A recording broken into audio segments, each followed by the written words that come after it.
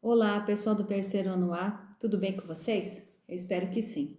Hoje é dia 30 de junho, o último dia do mês de junho. Amanhã nós começamos o dia 1º de julho rumo às nossas férias, né? Então a gente já começa a pensar aquilo que a gente vai fazer nas férias. Mas enquanto isso, a gente vai terminar tudo aquilo que a gente precisa, né? Fazer ao longo dessa semana. Lembra que a gente falou que a gente vai estudar bastante, principalmente essa parte de português, terminando este conteúdo bem denso de português, tá bom? E aí, lembrando, na segunda-feira, eu vou passar para vocês o horário, eu vou estar recolhendo os livros, tá? Vou estar recolhendo os livros, o livro azul, o Aprender Sempre, e também o caderno, tá bom? Por quê? Porque eu quero olhar o caderno e quero olhar o livro, tá bom? As atividades que nós fizemos ao longo deste bimestre inteiro, tá bom? Então, vai ser o que? Um momento para a gente estudar, para a gente ver o que vocês estudaram, para a gente rever aquilo que vocês estudaram, para eu poder colocar a nota de vocês lá na caderneta, tá bom? Não é só a prova. A prova, ela é um dos instrumentos avaliativos. Como eu falei para vocês, existem também o quê? As atividades que vocês fazem ao longo da semana comigo e também as atividades deste livro que nós também estamos contando como nota, beleza? Então, olha lá, gente, nós vamos dar continuidade à aula, nós estamos na página 56, a parte da aula 5, página 56, aula 5. Decifrando as mensagens e criando textos. O que nós vamos aprender? Então, você irá ajudar a elaborar, né? Você irá elaborar a mensagem relacionada a cada imagem retirada de um texto publicitário. Então, pensando naquele texto que eu falei para vocês, um texto não verbal. Uma imagem vale mais que 1000 palavras às vezes. Então, nós temos que pensar o seguinte, que quando você vê uma tela de um pintor, ele quer passar uma mensagem para você.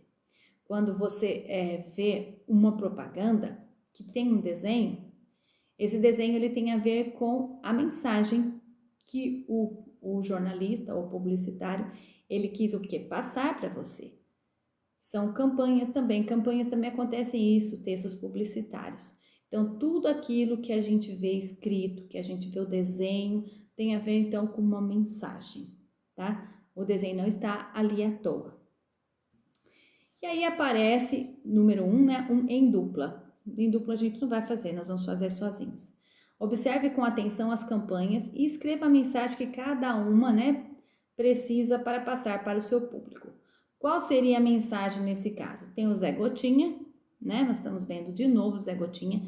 Lembrando do Zé Gotinha, por que Zé Gotinha? O Zé Gotinha, ele foi pensado na campanha da SEIB, tá? Da vacina da SEIB, que as crianças bem pequeninas, elas tomavam a gotinha, a vacina da gotinha. E eles começaram a falar da gotinha, gotinha, gotinha. E aí foi pensado este personagem, que é o Zé Gotinha, que representa o SUS, o Sistema Único de Saúde, conforme que a gente sabe que aplica o quê? Vacinas, tá? Vacina. E aí ele também faz parte hoje, se a gente vê quando chegam os lotes das vacinas, tem uma pessoa lá vestida de Zé Gotinha, não é à toa, tá? Ele está ali representando os Ministérios da Saúde, em forma do quê? De uma mensagem subliminar, falando o seguinte: nós do Ministério da Saúde estamos aqui também. Não é à toa que o moço está lá vestindo, a moça, a gente não sabe o que tem ali embaixo, né? Mas é uma pessoa que está ali o quê? Com uma roupinha do Zé Gotinha, tá bom? Só para vocês saberem. E aí nós temos o Zé Gotinha e ele tá com o quê? Ele está com um escudo. Lembra do personagem do Capitão América? Ele também usa um escudo. Então esse escudo tá escrito assim, ó: vacina e se proteja, tá? Então olha lá, a vacina, então quer dizer, a vacina ela é como um escudo, uma proteção. Essa é a ideia. Então, qual é a mensagem? A mensagem é a seguinte: tome vacina. Tome vacina e você vai ficar o quê? Protegido. Tome vacina e você vai ficar protegido. Então, olha lá. Você vai colocar o seguinte. Eu preparei para vocês, ó. O escudo significa que a vacina é a proteção ou defesa contra a doença. O Zé Gotinha significa que o Ministério da Saúde está ajudando a população, então, a tomar o quê? Essa vacina, tá bom? Só para vocês saberem. Aí depois, nós vamos para a próxima página, que é a página 57. Na página 57, nós temos de novo dois desenhos, duas figuras, né, imagens. Tem a de um menino, tá, que você tá vendo aí, um menino, ele tá segurando uma placa, tem o desenho amarelo e tem uma criança jogando bola. Qual é o problema aí? Vamos ver, vamos pensar o que é isso. Tem um lacinho em cima e escrito, então, Maio Amarelo. Não sei se vocês perceberam, mas todos os meses do ano tem maio amarelo, outubro rosa, azul, novembro azul. Então, cada mês coloca-se uma cor. Por que essa cor? Qual é a intenção? A intenção de chamar o quê? Para a conscientização para aquele mês de algo importante para a população. Então, aqui, olha, maio amarelo. Por que maio amarelo? Então, a proposta é a seguinte: chamar a atenção da sociedade para o alto índice de mortes e feridos no trânsito em todo o mundo. Então, o menino lá, o menino está brincando. O menino está brincando, aí vem o carro e passa por cima. É isso que quer dizer. Cuidado com o menino. Ele pode estar ali, né, atravessando a rua. Depois, outra campanha. A gente vê o mosquito da dengue, tá? E aí tem tipo um desenho vermelho em volta e mostrando o quê? Objetos que ficam no quintal e que podem o quê? Se encher de água ao longo das chuvas, da quantidade de água que vai acumulando ali e pode se transformar o quê? Em criadouros de mosquitos da dengue. Então, qual seria essa mensagem? A campanha de conscientização. Não deixe objetos acumulando água no quintal. Podem se transformar em criadouros de mosquitos da dengue. Então, nós temos somente a mensagem, isso que é interessante, né? Nós temos somente a imagem, só a imagem. E a gente entende o que tem a ver. Então, é um texto não verbal que eu falei para vocês. Não tem nenhuma palavra e a gente entende. Existem algumas propagandas publicitárias de artigos, de objetos, que também são assim. Eles mostram somente a imagem. A imagem é tão forte que ela passa essa mensagem sem escrever nada, nem escrever nenhuma letra. Então, aí nesse caso também é a mesma coisa. Toda a parte do desenho já subentende tudo aquilo que a gente quer saber nesse momento, a mensagem. Cuidado para você não acumular lixo, porque você pode você pode criar você pode estar criando mosquitos da dengue na sua casa, tá bom? E aí, aula 6, campanha para vacina contra a Covid. Nessa aula que a gente vai aprender, você vai ler outra notícia do jornal Joca, que traz novidades sobre os testes da vacina contra a Covid, com o seu grupo, né? Mas aqui o seu grupo somos eu e você, tá bom? Você irá pensar como criar uma campanha para conscientizar sua comunidade sobre a importância de se vacinar contra essa doença. Faça a leitura da notícia a seguir. Ciência e Tecnologia, 9 de junho de 2020, tá? É um texto. Vacina contra a Covid será testada no Brasil. Testes serão realizados em pessoas que estão na linha de frente do combate à doença. A Universidade de Oxford, na Inglaterra, está produzindo uma vacina contra o novo coronavírus que será testada em 2.000 voluntários brasileiros. As pessoas que receberão, eu passei para a página 58, tá bom? Eu estou lendo agora na página 58. Receberão as doses. Fazem parte da linha de frente do combate à doença, como enfermeiras e médicos, já que possuem uma chance maior de exposição ao vírus. Além disso, será necessário comprovar que eles não foram infectados antes de receber a vacina. E aí tem uma foto de uma pessoa ali o quê? Enchendo a seringa com a vacina, tá? 10 mil pessoas está escrito embaixo. Já receberam doses de vacina no Reino Unido. A equipe responsável começou a realizar os testes no Reino Unido em abril. E 10 mil voluntários receberam doses da vacina após a fórmula ter se mostrado capaz de imunizar um grupo de 6 macacos. Mas, como a região está tendo cada vez menos casos de doença, as pessoas estão tendo bem menos contato com o vírus, o que dificultou os testes. Como o Brasil ainda está entre os países no epicentro da pandemia, quer dizer, tem muita gente tendo ainda a Covid aqui, está muito alto, tá? O índice de pessoas que estão sendo contaminadas pelo coronavírus. Fica mais fácil testar a eficiência da vacina por aqui. O procedimento já foi aprovado pela Agência Nacional da Vigilância Sanitária, que vocês ouvem muito, a Anvisa, com o apoio do Ministério da Saúde.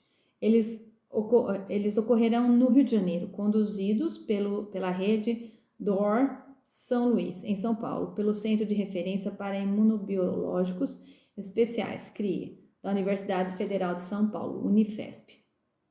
E aí a fonte, né, vacina contra a Covid-19 será testada no Brasil, Jornal Joca, 9 de junho de 2020.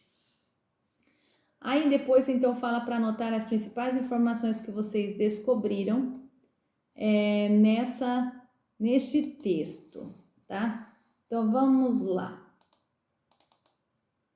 Nós vamos escrever o seguinte, página 58, então a gente vai responder as perguntinhas. Anote abaixo as principais informações que vocês descobriram lendo a notícia. O que vocês descobriram? Neste artigo de jornal, encontramos a informação que os testes da vacina para o coronavírus serão feitos no Brasil. Por quê? Grande número de infectados. Nós temos grande número de infectados aqui no nosso país. Beleza? Aí depois a gente vai para a página 59, tá? Página 59 do livro. Na página 59 está escrito assim, exercício 2.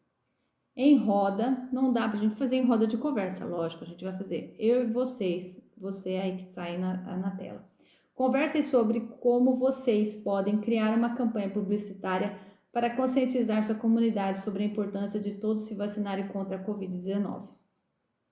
Pensar numa frase e um desenho para conscientizar as pessoas para tomar a vacina contra o coronavírus.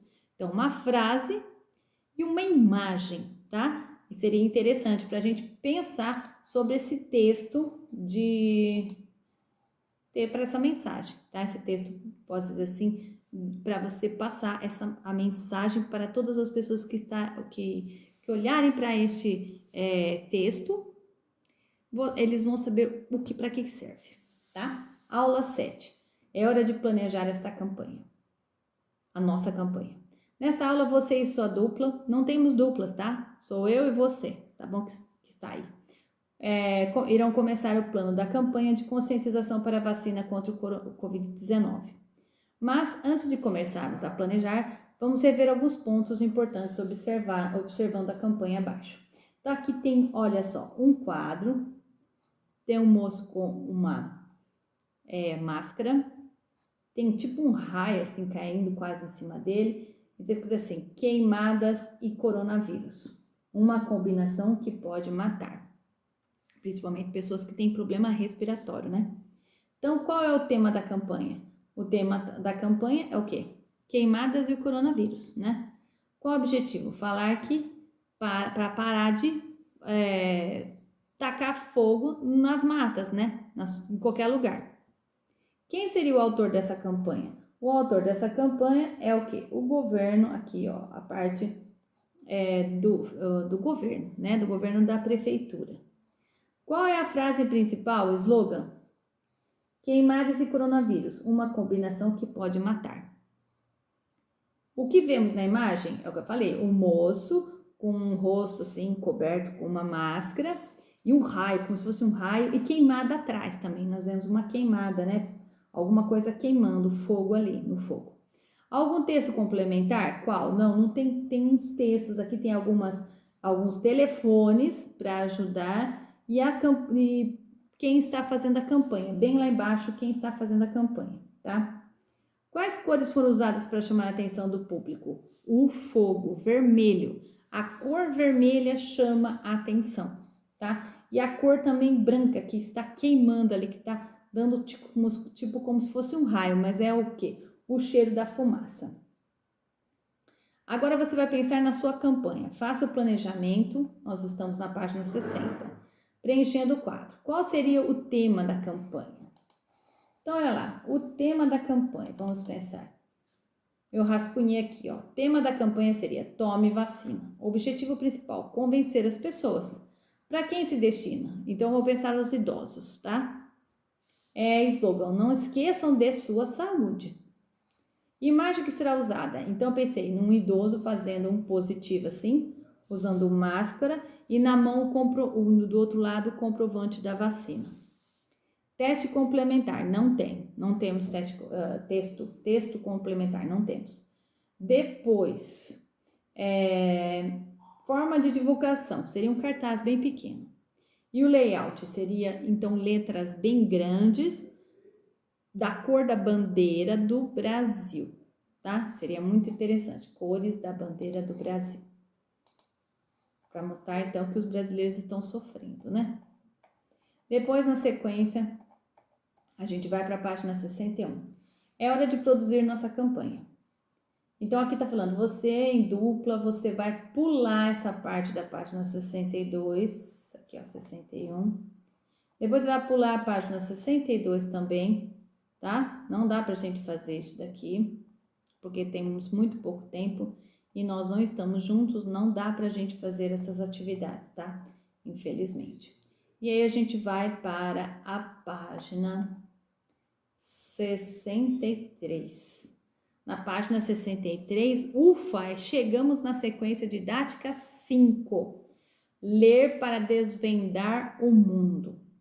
Então, aula 1, a pesquisa, ciência e imaginação. Então, nós vamos ver tipos de textos, tá? Nesta aula, você vai ler com o seu grupo 2 textos diferentes, mas que trazem o mesmo assunto principal, tá? O mesmo assunto, mas textos diferentes, tá? Depois irão conversar sobre o que vocês já sabem sobre eles. Texto 1, tá bom? O texto 1 se chama, tá? Nós estamos na página, então, 63. O texto 1 se chama Se Eu Fosse Esqueleto. Esse texto é muito legal, é um conto de assombração. Ele é muito legal, ele foi escrito por Ricardo Azevedo. Ricardo Azevedo, ele escreve muitos contos de assombração para crianças. Se você tiver a oportunidade para ler, é muito legal, tá? Eu já li vários contos de assombração para os alunos. Ele tem livros excelentes. Se eu puder, se eu encontrar, nós vamos fazer uma roda de conversa na roda de leitura, tá? Na leitura do dia do próximo bimestre, para pegar um livro para vocês ouvirem a história, então, do Ricardo Azevedo. Ele é muito legal. Então, agora eu vou ler para vocês. Se eu fosse esqueleto, não ia poder tomar água nem suco, porque ia vazar tudo e molhar a casa inteira. Tirando isso, ia acordar e pular da cama feliz como um passarinho. É que ser uma caveira de verdade deve ser muito divertido. Por exemplo, faz de conta que um banco está sendo assaltado. Aqueles bandidões nojentões, mauzões, armados até os dentes berrando. Na moral, cadê a grana? Se eu fosse esqueleto, entrava no banco e gritava "Bu!". Bastaria um simples bu e aquela bandidagem ia cair dura no chão, com as calças molhadas de úmido pavor. O gerente e os clientes do banco iam agradecer e até me abraçar. Só um pouco, mas tenho certeza de que iam. Se eu fosse uma caveira, de repente vai ver que eu ia ser considerado um grande herói. Fora isso, um esqueleto perambulando na rua em plena luz do dia causaria uma baita confusão. O povo correndo sem saber para onde, sirenes gemendo, gente que nunca rezou rezando, o exército batendo em retirada, aquele mundaréu desesperado. E eu lá, todo contente, assobiando na calçada. Um repórter de TV, segurando o microfone, até podia chegar para me entrevistar. Quem é você? Eu sou um esqueleto. E o repórter? Estou na página 64. O senhor fugiu do cemitério? Aí eu fingi que era surdo. Ser mistério? E o repórter de novo mais alto. O senhor fugiu do cemitério? Assumiu no magistério? Cemitério? Fala sério. Quem? E o repórter perdia a paciência. O senhor é surdo? E eu? Claro que sou. Não está vendo que não tenho nem orelha? Se eu fosse esqueleto, talvez me levasse para a aula de biologia de alguma escola. Já imagino eu lá parado e o professor tentando me explicar, osso por osso, dente por dente, dizendo que os esqueletos são uma espécie de estrutura que segura nossas carnes, órgãos, nervos e músculos. Fico pensando nas perguntas e nos comentários dos alunos. Como ele se chamava? É macho ou fêmea? Quantos anos ele tem? Tem ou tinha? Magrinho, não? O cara sabia ler ou era analfabeto? E a família dele? Era rico ou pobre? O coitado está rindo do quê? E ainda, professor, ele era careca? Enquanto isso, eu lá no meio da aula com aquela cara de caveira, sem fazer nada para não assustar os alunos e matar o professor do coração. Uma coisa é certa, deve ser muito bom ser esqueleto quando chega o carnaval. Aí a gente nem precisa se fantasiar. Pode sair de casa numa boa, cair no samba, virar folião e seguir pela rua dançando, brincando e sacudindo os ossos. Parece mentira, mas o carnaval, porque é tudo brincadeira, a gente sempre acaba sendo do jeito que a gente é de verdade. Se eu fosse esqueleto, quando chegasse o carnaval ia sair cantando: quando eu morrer não quero choro nem vela, quero uma fita amarela gravada com o nome dela. Todo mundo sabe que o maior amigo do homem é o cachorro. O que a maioria infelizmente desconhece, e a ciência moderna esqueceu de pesquisar, é que o pior inimigo do esqueleto late, morde, abana o rabo, carrega pulgas, aprecia fazer xixi no poste. E se eu fosse esqueleto e por acaso o vira-lata me visse na rua, corresse atrás de mim e fugisse com alguns dos meus ossos, dos ossos meus? Então, Ricardo Azevedo, autor desse conto, é escritor e ilustrador. Já escreveu mais de 100 livros para crianças e jovens, entre os 300 parafusos a menos, contos de espanto e alumbramento, e ele é ganhador de vários prêmios. Texto 2. Então, isso daí é um texto, é um conto de assombração. Agora a gente vai para o próximo texto, tá? Texto 2. Você sabia que esqueleto humano, aí na continuação, quantos ossos tem uma criança e um adulto? Qual é o maior ou menor osso do corpo humano? Descubra. Então, é uma curiosidade aquele do você sabia? Você sabia que? Então, crianças têm, em média, 300 ossos, enquanto adultos geralmente têm 206. Isso acontece porque depois de algum tempo, muitos ossos se fundem, ou seja, transformam-se em um só. O maior osso do corpo humano é o fêmur, que fica na coxa. Em geral, ele é proporcional ao tamanho das pessoas. Em alguém que tem 1,80 m de altura, por exemplo, o fêmur possui cerca de 50 centímetros. Você sabia que o menor osso fica dentro do ouvido? Ele é chamado de estribo e tem 0,25 centímetros de tamanho. É possível ter uma estimativa de quanto uma criança ou adolescente ainda vai crescer por meio de uma radiografia da mão ou do punho. Esse exame é chamado de idade óssea. Estuda quantos ossos estão desenvolvidos a partir do espaço entre eles. Quanto mais espaço entre os ossos, mais o jovem ainda vai crescer. Você sabia que os ossos humanos são substituídos com o tempo? Eles são constantemente refeitos, assim como nossa pele. Assim, temos um novo osso a cada 7 anos aproximadamente. Nossa, olha que interessante, hein? E aí na página 66, tem um quadrinho. E vai falar o seguinte. Vamos conversar sobre esses dois textos. O que eles têm em comum? Eles falam sobre o mesmo assunto, o esqueleto, tá? E o que eles têm de diferente? Eles são textos diferenciados. Cada um fala sobre o esqueleto de maneira diferente. Um conta uma história, né, sobre o esqueleto, e o outro fala sobre a parte científica do esqueleto, né? O que o esqueleto faz. Você sabia que o esqueleto faz isso, faz aquilo, então conta uma parte científica.